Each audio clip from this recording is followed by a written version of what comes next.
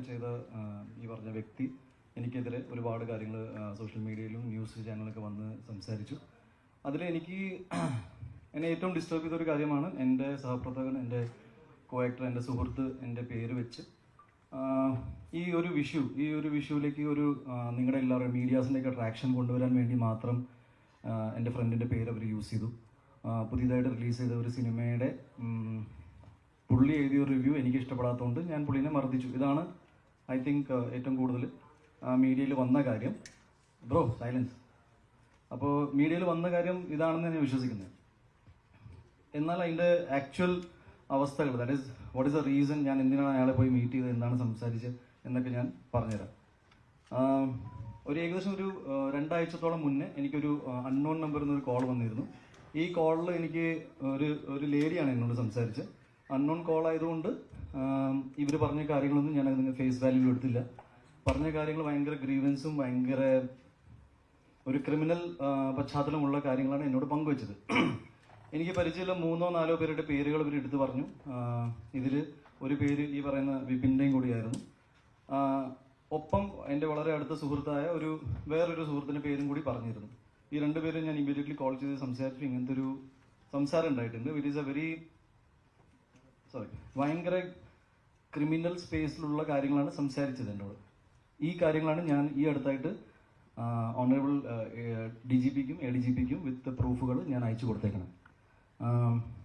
ഒരാൾ സൈലൻസ് ആയിരുന്നു ഈ കോളിൽ, രണ്ടാമത്തെ ആളെന്ന് വിപിൻ അതിനെ ഇങ്ങനെ അൺനോൺ നമ്പറിലൊക്കെ വിളിക്കുന്ന കോൾസ് നമ്മൾ എൻ്റർടൈൻ ചെയ്യരുത്, വിച്ച് ഇസ് ഫെയർ. ഞാനത് വിട്ടു കളഞ്ഞു. ഒരു 2 ദിവസത്തിൻ്റെ ഗ്യാപ്പിൽ എനിക്ക് പിന്നെയും ഇങ്ങനത്തെ ഒരു അനുഭവം ഉണ്ടായി. എന്നെ ഒരാൾ വിളിച്ച് ഒരുപാട് മോശപ്പെട്ട അനുഭവങ്ങൾ ഉണ്ടായ കാര്യങ്ങൾ എന്നോട് പങ്കുവച്ചു. അത് മലയാള സിനിമയുടെ വളരെ പ്രോമിനൻ്റ് ആയ ഒരു ഫീമെയിൽ സിനി ആർട്ടിസ്റ്റ് ആയിരുന്നു. അവരെന്നോട് ഇവർക്ക് ഉണ്ടായ മോശപ്പെട്ട അനുഭവങ്ങൾ എന്നെക്കുറിച്ച് പറഞ്ഞ് വളരെ എനിക്ക് ഒരിക്കലും ഉൾക്കൊള്ളാൻ പറ്റാത്ത ചില കാര്യങ്ങൾ ഈ വ്യക്തിയുടെ, ദാറ്റ് ഈസ് വിപിൻ എന്ന് പറയുന്ന എൻ്റെ സോ കോൾഡ് മാനേജർ ആയിരുന്നു എന്ന് അവകാശപ്പെടുന്ന വ്യക്തി പങ്കുവെച്ച കാര്യങ്ങളാണ് എന്നോട് പറഞ്ഞത്. എൻ്റെ സ്വഭാവം വെച്ച് ഞാൻ ജെനുവിൻലി ഫസ്റ്റ് ഫോൺ കോൾ ഇയാൾക്ക് തന്നെയാണ് വിളിക്കാറ്. ഞാൻ അങ്ങനെ ക്രോസ് ചെക്ക് ചെയ്യാനോ മറ്റും നിൽക്കാറില്ല. എന്നാൽ എൻ്റെ വളരെ വേണ്ടപ്പെട്ട ഒരു ഡയറക്ടർ സുഹൃത്തിനോട് ഞാൻ ഈ കാര്യം പങ്കുവെച്ചു. ഇങ്ങനെ ഒരു സംഭവം ഉണ്ടായിട്ടുണ്ട്, ഞാൻ എന്താ ചെയ്യേണ്ടതെന്ന്. ഈ ഡയറക്ടർ ഈ പറയുന്ന സുഹൃത്തിനെ വിളിക്കുന്നു. ഇവർ തമ്മിൽ സംസാരം ഉണ്ടായി. അയാൾ മാപ്പ് പറഞ്ഞു എന്ന് പറഞ്ഞിട്ട് എൻ്റെ ഡയറക്ടർ സുഹൃത്ത് തിരിച്ചു വിളിച്ചു. ഉണ്ണി നേരിട്ട് പോയി സംസാരിക്കണം, ഈ ഇഷ്യൂ ഇവിടെ തന്നെ സോൾവ് ചെയ്യണമെന്ന് പറഞ്ഞു.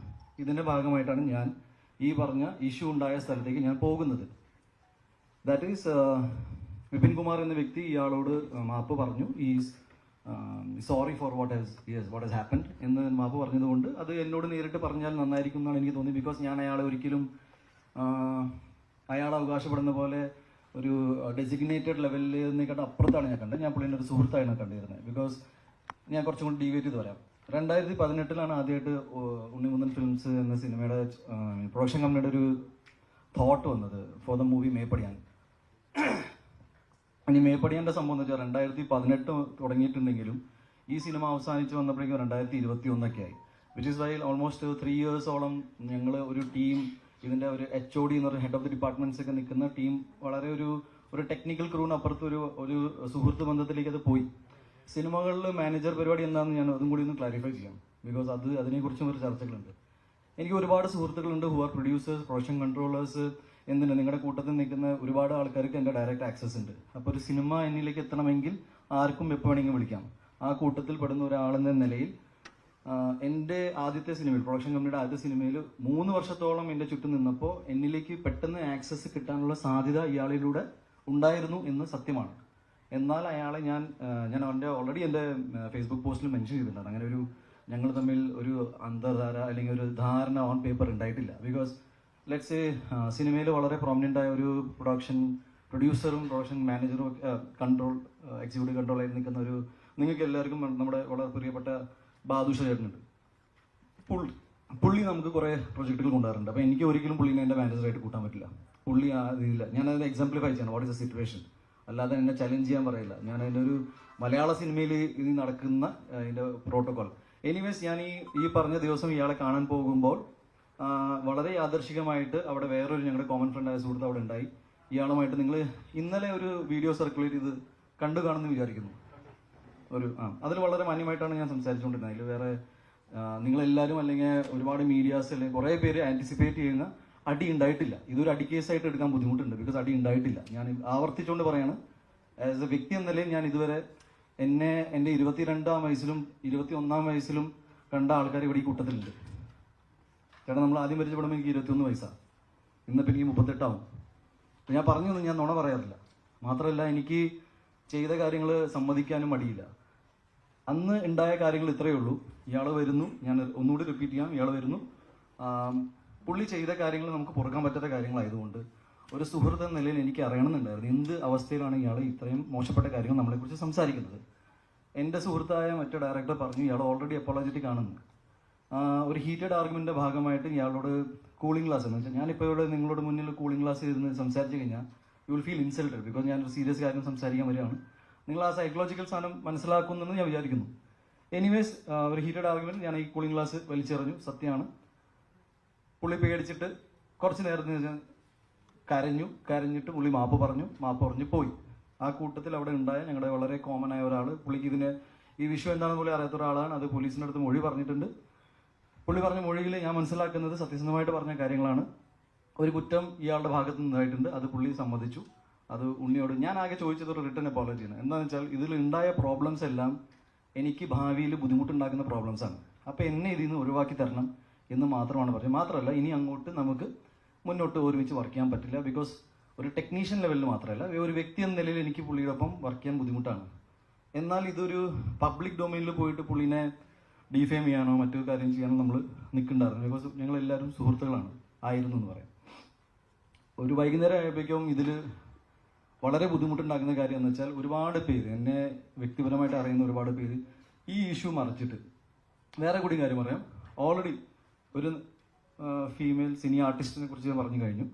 ഓൾറെഡി എനിക്ക് തോന്നുന്നു ഒരു 2-3 മാസം മുന്നേ തന്നെ വളരെ പോപ്പുലറായ വേറെ ഫീമെയിൽ സിനി ആർട്ടിസ്റ്റ് ഫെഫ്കേലോ എവിടെയോ ഒരു കംപ്ലൈൻറ്റ് ഇയാൾക്കെതിരെ എതിരെ ഉണ്ട്.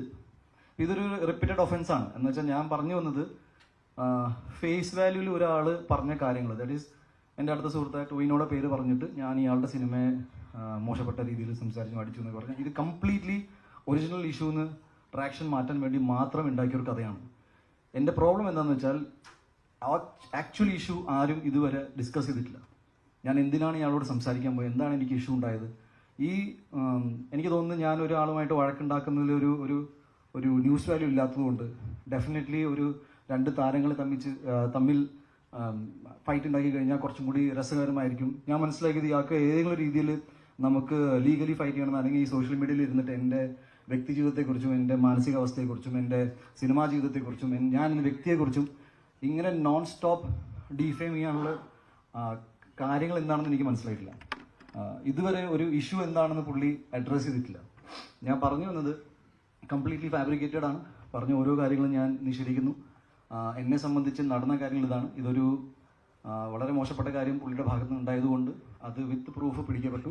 ഇനി ഞാൻ ഈ പറയുന്ന ആൾക്കാർ ആരാണ്, ചുമ്മാ നിങ്ങളുടെ മുന്നിൽ ഒരു മലയാളം ഫിലിം ഇൻഡസ്ട്രിയിലെ ടോപ്പ് എന്താ പറയുക ഏറ്റവും പ്രോമിനൻ്റ് ആയ ഹീറോയിൻസിൻ്റെ പേര് വെച്ചിട്ട് ഞാൻ ഇവിടുന്ന് ഇറങ്ങി പോകുന്നില്ല. നിങ്ങൾക്ക് വേണമെങ്കിൽ ഇവിടെ ഇരുന്നിട്ട് അമ്മ അസോസിയേഷനിലേക്കും ഫെഫ്കയിലേക്കും ഫോൺ വിളിച്ച് ചോദിക്കാം ഇങ്ങനത്തെ പരിപാടി ഉണ്ടായിട്ടുണ്ടോ എന്ന്. ഞാൻ ഇപ്പോഴും പറയാണ്, you can cross check right now. ഒരു കാര്യം കൂടി എനിക്ക് നിങ്ങളുടെ വളരെ സാർ, നിങ്ങളൊരു പോലീസ് സ്റ്റേഷനിൽ വിളിച്ചിട്ട് ഒരു ഫോൺ കോളൊക്കെ ഹൈദർ സാർ നിങ്ങളൊരു പോലീസ് സ്റ്റേഷനിൽ വിളിച്ചു, ഒരു പോലീസ് ഓഫീസറിൻ്റെ വോയിസൊക്കെ പുറത്തു വിട്ടു. അങ്ങനെ പുറത്തു വിടാൻ പറ്റുമെന്ന് എനിക്കറിയില്ല. പക്ഷെ ഇന്ന് എനിക്ക് ബെയിൽ പോലും എടുക്കേണ്ട ആവശ്യം ഉണ്ടായിരുന്നില്ല ഈ കേസിൽ. അതെന്തുകൊണ്ടെന്ന് വെച്ചാൽ ആ വീഡിയോയിൽ എല്ലാവരും പലതും കണ്ടു കാണും, ഒന്നും ഇല്ലാത്തതുകൊണ്ടാണ്. ഞാൻ ചോദിക്കുന്നത്, ഒരു വിഷയം പോലും അറിയാതെ ഇങ്ങനെ അതൊരു പോലീസ് ഓഫീസർ ആയിരുന്നു എന്ന് പോലും എനിക്ക് സംശയമുണ്ട് ഇപ്പോൾ. ബിക്കോസ് അങ്ങനെ ഒരു പോലീസ് ഓഫീസർ ആണെങ്കിൽ ഇല്ലാത്ത കാര്യം ഇവിടുന്ന് കണ്ടു എന്നാണ് ഞാൻ ചോദിക്കുന്നത്. ബിക്കോസ് എൻ്റെ എക്സ്പ്ലനേഷൻ ഞാൻ നേരത്തെ പറഞ്ഞിരുന്നു. ഈ കൂളിംഗ് ഗ്ലാസ് വലിച്ചെറിയുന്ന കഥ ഞാൻ നേരത്തെ പറഞ്ഞതാണ്. ചെയ്ത കാര്യം സമ്മതിക്കാൻ എനിക്കൊരു മടിയില്ല. ഒരു ബേസിക് റീസർച്ച് എന്നൊരു സാധനം ഉണ്ടല്ലോ, ദാറ്റ് ഈസ് നിങ്ങൾ ഒരു വ്യക്തിനെ ഇങ്ങനെ പബ്ലിക്കലി കില്ല് ചെയ്യുന്ന രീതിയിൽ എനിക്ക് മനസ്സിലായില്ല. ബിക്കോസ് എനിക്ക് നിങ്ങളിൽ നിന്ന് ചില പ്രതീക്ഷകളുണ്ടായിരുന്നു. എന്തുകൊണ്ടെന്ന് വെച്ചാൽ, ഈ പുള്ളി ഫെഫ്കയിൽ മെമ്പർ പോലും അല്ല. ഒരു ബേസിക് റീസർച്ചിൻ്റെ ഭാഗമായിട്ട് എല്ലാ ഇൻ്റർവ്യൂസിലും ഫെഫ്കയിൽ മെമ്പറാണെന്ന് പറയുന്ന ബ്ലേറ്റൻ്റ്ലി നുണ പറയുന്ന ഒരാളുടെ വാക്കുകൾ കേട്ടിട്ട് നിങ്ങൾ എനിക്കറിയില്ല, എനിക്ക് നടനെ വിളിക്കേണ്ടി വന്നു. ഞാൻ എൻ്റെ ലൈഫിൽ എക്സ്പ്ലനേഷൻ കൊടുക്കാത്ത ആളാണ്. ഞാനിപ്പോൾ വന്നത് എന്താണെന്ന് വെച്ചാൽ, ഈ 2 ദിവസത്തിൽ ഈ പറയുന്ന ആൾക്കാർ എല്ലാവരും വന്നിട്ട് ഇതിൻ്റെ സത്യാവസ്ഥകൾ പറയും, എന്നെ ഇതിൽ നിന്ന് പുറത്താക്കുമെന്ന് ഞാൻ വിശ്വസിച്ചു. ബിക്കോസ് ഇവരെല്ലാവരും എൻ്റെ ഒരു പോയിന്റിൽ വളരെയധികം അടുത്തുള്ള ഫ്രണ്ട്സ് ആയിരുന്നു. ഇതാരും ചെയ്യാത്തതുകൊണ്ടും ഇതിൽ കേസ് എന്താണെന്ന്, ബിക്കോസ് നിങ്ങളെല്ലാവരും എടുക്കുന്ന ന്യൂസ് തന്നെയാണ് ഞാനും കേട്ടുകൊണ്ടിരിക്കുന്നത്. എൻ്റെ ഒറ്റ കോൺഫിഡൻസ് എന്ന് വെച്ചാൽ ഞാൻ ഇയാളെ തൊട്ടിട്ടില്ല. സംസാരം ഉണ്ടായിട്ടുണ്ട്. സംസാരം വളരെ ഇമോഷണലായിരുന്നു. ഞാൻ വളരെ വിഷമത്തിലായിരുന്നു. അവിടെ നിൽക്കുന്ന ആൾ പോലീസിൻ്റെ അടുത്ത് മൊഴിയും കൊടുത്തിട്ടുണ്ട്, സംസാരിച്ചിട്ടുണ്ട്. ഞാൻ പറഞ്ഞു വന്നത്, ഇങ്ങനെ ഒരാളെ ജസ്റ്റ് മേ ബി നിങ്ങളുടെ കൂട്ടത്തിൽ നിന്നൊരു ആളായതുകൊണ്ടും PR ചെയ്യുന്ന ഒരു ആൾ, നിങ്ങളെല്ലാവരും PR ഏജൻസീസും റിപ്പോർട്ടിങ്ങും എല്ലാം ചെയ്യുന്ന ഒരാളായതുകൊണ്ടാണോ ഇങ്ങനെ? ഞാൻ ഉണ്ണിമുകുന്ദൻ ഇങ്ങനെ ഒരു വ്യക്തിയാണ്. ഞാൻ ഉണ്ണിമുകുന്ദനെ കുറിച്ച് കുറച്ച് കാര്യങ്ങൾ പുള്ളി ചൂണ്ടിക്കാണിച്ച ചില കാര്യങ്ങൾ ഞാൻ പറഞ്ഞുതരാം. എൻ്റെ സ്വഭാവത്തിൻ്റെ പ്രശ്നം എന്താണ്? എൻ്റെ സ്വഭാവത്തിൻ്റെ പ്രശ്നം ഞാൻ ആരോട് എന്ത് ചെയ്തു എന്നാണ് ഈ പറയുന്നത്. എൻ്റെ വ്യക്തി ജീവിതത്തിൽ ഉണ്ടായ എല്ലാവർക്കും, സാധാരണ ഒരു മനുഷ്യൻ്റെ ജീവിതത്തിൽ ഉണ്ടാകുന്ന പ്രശ്നങ്ങൾ എനിക്ക് വേറെ രീതിയിൽ വന്നു. ഞാനത് ഫേസ് ചെയ്തു. ഞാൻ കേരളത്തിൽ നിന്ന് തന്നെ, നിങ്ങൾ പറയുന്ന സമയത്ത് ഞാൻ കോടതിയിൽ പോയിട്ടുണ്ട്, മീഡിയയുടെ മുന്നിൽ വന്നിട്ടുണ്ട്, ഓരോ ചോദ്യത്തിന് ഉത്തരം തന്നിട്ടുണ്ട്. ഞാൻ എവിടെയാണ് ഓടിപ്പോയത്? എന്താണ് എൻ്റെ ലൈഫിലുണ്ടായ പ്രശ്നങ്ങൾ? വേറെ ഐ ഡോണ്ട് നോ റിയലി. ഞാൻ ടു ബി ഓണസ്റ്റ്, ഇത് കേസായിട്ട് മുന്നോട്ട് പോകുന്നതുകൊണ്ട് ഞാൻ പൂർണ്ണമായിട്ട് പിന്തുണ ഈ കേസിനും ഇതിൻ്റെ ഇൻവെസ്റ്റിഗേഷൻ്റെ ഭാഗമായിട്ട് നടക്കുന്ന എല്ലാ കാര്യങ്ങൾക്കും ഞാൻ കൊടുക്കും. അതുപോലെ തന്നെ അമ്മ അസോസിയേഷനും ഫെഫ്കയുടെ സൈഡിൽ നിന്നുണ്ടാകുന്ന മീറ്റിങ്ങിൽ ഞാൻ പങ്കെടുക്കും. എനിക്ക് പറയാനുള്ളത് ഇത്രയേ ഉള്ളൂ, വളരെ റോങ് കാര്യങ്ങളായിരുന്നു. മലയാള സിനിമയുടെ ചരിത്രത്തിൽ ആദ്യമായിട്ടായിരിക്കും ഇങ്ങനെ ഒരു സംഭവം നടക്കുക. ഞാനിങ്ങനെ പണ്ട് കേട്ടിട്ടുണ്ട്, പക്ഷെ ഇങ്ങനെ നടന്മാരെ തമ്മിൽ തല്ലിപ്പിച്ച് അത് ഒരു ഫാബ്രിക്കേറ്റഡ് വാർത്തയാണെന്ന് അറിഞ്ഞിട്ടും. ഇനി എൻ്റെ ഇതിൽ ഏറ്റവും വലിയ സങ്കടകരമായ കാര്യം എന്ന് വെച്ചാൽ, ഇതിൽ എൻ്റെ ഒരുപാട് സുഹൃത്തുക്കൾക്ക് ഇത് ടൊവിനോ മാറ്റർ വളരെയധികം ഫേക്ക് ആണെന്ന് അറിയാം. എല്ലാവർക്കും അറിയാം, ഇതിൽ ഇൻവോൾവ് ആയ എല്ലാവർക്കും അറിയാം. ആരും അത് സമ്മതിക്കുന്നില്ല. ബിക്കോസ് അത് എന്നോടുള്ള വൈരാഗ്യം ഇയാളുടെ മാറ്ററിൽ അത് ഉപയോഗിച്ചത്. എനിക്ക് അതിൻ്റെ റീസൺസ് കേട്ടിട്ട് നിങ്ങളുമായിട്ട് പങ്കുവയ്ക്കാൻ പോലുള്ള മാറ്റർ പോലും അല്ല എന്നാണ് ഞാൻ വിശ്വസിക്കുന്നത്. ഞാൻ ആ ഡിഗ്നിറ്റി മെയിൻറ്റെയിൻ ചെയ്യും ആസ് എൻ ഇൻഡിവിജ്വൽ. ബിക്കോസ് ഒരു സിനിമാ നടൻ എന്നതിൽ ഞാൻ എൻ്റെ വ്യക്തി ജീവിതത്തിൽ നടക്കുന്ന കാര്യങ്ങൾ അന്വേഷിക്കാൻ എൻ്റെ അച്ഛനമ്മ ഇപ്പോൾ ജീവിച്ചിരിക്കുന്നുണ്ട്. അവരില്ലാത്ത സമയത്ത് നമുക്ക് ആലോചിക്കാം. അല്ലെങ്കിൽ അല്ലാത്ത കാര്യങ്ങളിൽ പിന്നെ ഉണ്ണി പറഞ്ഞിട്ട് അത് ചെയ്തു എന്ന് പറയുന്നത് വളരെ റോങ് ആയ കാര്യങ്ങളാണ്. എൻ്റെ പ്രൊഫഷണൽ ലൈഫിൽ നടക്കുന്ന കാര്യങ്ങളെക്കുറിച്ച് ഇയാൾക്ക് ഒരു ബോധവും ഇല്ല, ഒരു ഐഡിയ ഇല്ല എന്ന് പറയുമ്പോൾ തന്നെ ഞാൻ പറയുന്നു, അയാളൊരു മാനേജർ കപ്പാസിറ്റിയിൽ നിൽക്കുന്ന ഒരാളല്ലാത്തതുകൊണ്ടാണ്. ഞാൻ വർഷത്തിൽ 5 പടം ചെയ്യുന്ന ആളല്ല. എനിക്ക് എൻ്റെ ഇഷ്ടത്തിന് ഞാൻ ആഗ്രഹിക്കുന്ന പോലെ സിനിമകൾ ചെയ്യാനുള്ള സ്പേസ് ആയതുകൊണ്ട് ഞാൻ എൻ്റെ സമയം എടുത്തിട്ട് ഞാൻ ഇതൊക്കെ സമയം അനുസരിച്ച് ഞാൻ നിങ്ങളുമായിട്ട് പങ്കുവയ്ക്കും. ഒരു സിനിമയ്ക്ക് അതിൻ്റെതായ സമയമുണ്ട്, റിലീസിന് സമയമുണ്ട്. ഞാൻ ചെയ്യാൻ പോകുന്ന സിനിമകൾ എന്താണെന്ന് ഞാൻ നിങ്ങളുമായിട്ട് പങ്കുവയ്ച്ചില്ലെങ്കിൽ ഞാൻ ആരുമായിട്ട് പങ്കുവയ്ക്കുന്നതാണ് ഞാൻ ചിന്തിക്കുന്നത്. So I really feel that എനിക്ക് ഞാൻ പറയേണ്ട എല്ലാ കാര്യങ്ങളും കവർ ചെയ്തു എന്ന് തോന്നുന്നു.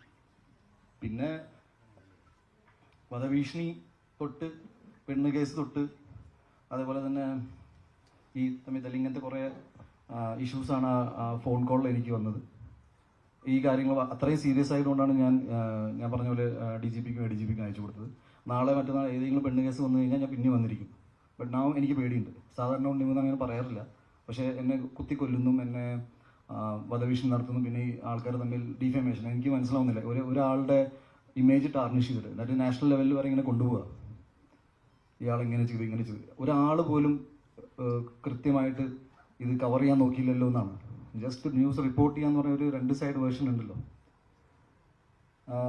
വേറെ ഒന്നുമില്ല, ഇത്രയേ ഉള്ളൂ. നിങ്ങൾക്ക് ഞാൻ ഈ പറഞ്ഞ ഏത് കാര്യത്തിലും എവിടെ വേണമെങ്കിലും ക്രോസ് ചെയ്യാം. മേ ബി ഫെഫ്കയുടെ മെമ്പർഷിപ്പിന് വേണ്ടിയിട്ട് ഈ ഇഷ്യൂ തുടങ്ങിയ സമയത്ത് എനിക്ക് തോന്നുവാണെങ്കിലും ഒരു 4 ദിവസത്തിന് മുന്നേ പുള്ളി ആപ്ലിക്കേഷൻ കൊടുത്ത് കാണും, പുള്ളിയുടെ ഒരു സെറ്റപ്പ് വെച്ചിട്ട്. Otherwise I don't know. പിന്നെ ഇതിൽ നിങ്ങൾക്ക് ഏതെങ്കിലും രീതിയിൽ ചോദ്യങ്ങൾ ചോദിക്കണമെങ്കിൽ ഒരു 4-5 ചോദ്യങ്ങൾ ചോദിക്കാം. ബിക്കോസ് വേറെ പ്രത്യേകിച്ച് എനിക്ക് ഇപ്പോൾ കേസായിട്ട് കിടക്കുന്നതുകൊണ്ട് ഇതിൽ കൂടുതൽ സംസാരിക്കാൻ പറ്റുമെന്ന് അറിയില്ല. ബാക്കി ഞാൻ പറഞ്ഞ കാര്യങ്ങൾ പൂർണ്ണമായിട്ട് I'm holding on to the ground. ഞാൻ ഇയാളെ അടിച്ചിട്ടില്ല. ഞാൻ വേറെ നടനെക്കുറിച്ച് അയാളുടെ സിനിമയെക്കുറിച്ച് സംസാരിക്കാനുള്ള സ്പേസിൽ ഉണ്ടായിരുന്നില്ല. ടൊവിനോയെ കുറിച്ച് ഞാൻ അങ്ങനെയൊന്നും പറയില്ല. എനിക്കങ്ങനെ പറയേണ്ട ആവശ്യമില്ല. വളരെ അടുത്ത സുഹൃത്തുക്കളാണ് ഞങ്ങൾ. എല്ലാ സിനിമകളും വരുന്ന എല്ലാ സിനിമകളും പ്രൊമോട്ട് ചെയ്യുന്ന ആളാണ്. നിങ്ങളെല്ലാവരും ഈ ഓരോ പോസ്റ്റേഴ്സൊക്കെ അയച്ചു തരുമ്പോൾ ഞാൻ അഭിനയിക്കാത്ത സിനിമകൾ പ്രൊമോട്ട് ചെയ്യാറുണ്ട്. ഞാൻ തമിഴിൽ നിന്ന് വരുന്ന എൻ്റെ സുഹൃത്തുക്കളുടെ സിനിമ പ്രൊമോട്ട് ചെയ്തിട്ടുണ്ട്. എൻ്റെ സിനിമകൾ എൻ്റെ ഫ്രണ്ട്സ് പ്രൊമോട്ട് ചെയ്യും. ഞാൻ അങ്ങോട്ട് ചോദിക്കാറില്ല, പക്ഷേ ചെയ്യാറുണ്ട്. അപ്പോൾ ഇൻഡസ്ട്രി വളരെ സ്മൂത്തായിട്ട് പോകുന്ന സമയത്ത് സ്വന്തം കാര്യങ്ങൾക്ക് വേണ്ടി ഇത്രയും മോശപ്പെട്ട രീതിയിൽ ഞാൻ ഇതിന് വളരെ third rate PR so called PR അല്ലേ, ഇത് ഭയങ്കര പേഴ്സണൽ വെഞ്ചൻസ്. ഞാൻ നിങ്ങളെല്ലാവരെയും അതിൽ ഉൾപ്പെടുത്താൻ ആഗ്രഹിക്കുന്നില്ല. ഒരു വ്യക്തിയുടേതാണ്. ഞാൻ ഇതിൽ ഇപ്പോഴും പറയണം, എന്നെ സംബന്ധിച്ച് ഇതൊരു അടി കേസായിട്ട് എടുക്കാൻ പറ്റില്ല. അടിച്ചാൽ പിന്നെ ഇങ്ങനെയൊന്നും എല്ലാ കാര്യങ്ങളും എനിക്കറിയാം. ഇത് ഇറ്റ്സ് ലൈക്ക് ഇമോഷണൽ ട്രോമയായിട്ട് ഞാൻ ഇത് കൊടുക്കാൻ പോണേ. എനിക്ക് ഒരുപാട് സുഹൃത്തുക്കളൊന്നും പണ്ടുണ്ടായിരുന്നില്ല, ഇപ്പോഴും ഒട്ടുമില്ല എന്ന് ഞാൻ വിശ്വസിക്കുന്നു.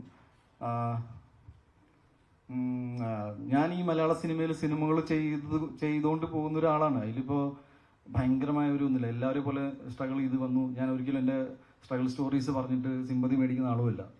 ഏതെങ്കിലും പെർട്ടിക്കുലർ പോയിന്റിൽ കുറച്ചും കൂടി ഇമോഷണലായിട്ട് ആരെങ്കിലും എന്തെങ്കിലും ചോദിച്ചു കഴിഞ്ഞാൽ എൻ്റെ പേഴ്സണൽ ജീവിതത്തിലെ ചില കാര്യങ്ങൾ ഞാൻ പറഞ്ഞു പോയിട്ടുണ്ട്. അല്ലാതെ ഞാനിങ്ങനെ ഇരുന്ന് ഞാൻ അവിടുന്ന് ഗുജറാത്തിന് വണ്ടി കയറി വന്നു എന്ന് പറയുന്നത് എനിക്കിഷ്ടമല്ല. ഒരു വ്യക്തിയുടെ ജീവിതത്തിൽ പല പല സ്ട്രഗിൾസ് ഉണ്ടാവും. എൻ്റെ കുറച്ച് ഡിഫറെൻറ്റ് കൈൻഡ് ഓഫ് ലൈഫാണ് ഞാൻ വിശ്വസിക്കുന്നു. നിന്ന് സുഹൃത്തുക്കളില്ല. പറഞ്ഞു കേട്ടിട്ടുണ്ട് സിനിമകൾ അങ്ങനെ സുഹൃത്തുക്കൾ ഉണ്ടാവാറില്ല. എന്നെ സംബന്ധിച്ച് അത് സിനിമയിൽ നിന്ന് പോയ സുഹൃത്തല്ല, വ്യക്തി ജീവിതത്തിൽ നിന്ന് പോയ സുഹൃത്തുക്കളാണ്. ഞാൻ ഇപ്പോഴും പറയുന്നു, എനിക്ക് ഇതിനെക്കുറിച്ച് ഇതാണ് പറയാനുള്ളത്. ഇനി നിങ്ങൾക്ക് എന്തെങ്കിലും ചോദ്യങ്ങൾ ചോദിക്കുകയാണെങ്കിൽ, ഞാൻ ഏതെങ്കിലും മാറ്റർ മിസ് ചെയ്തിട്ടുണ്ടെങ്കിൽ നിങ്ങൾ ചൂണ്ടിയിടാം, ഞാൻ അതിനെക്കുറിച്ച് കൃത്യമായിട്ട് പറയാം.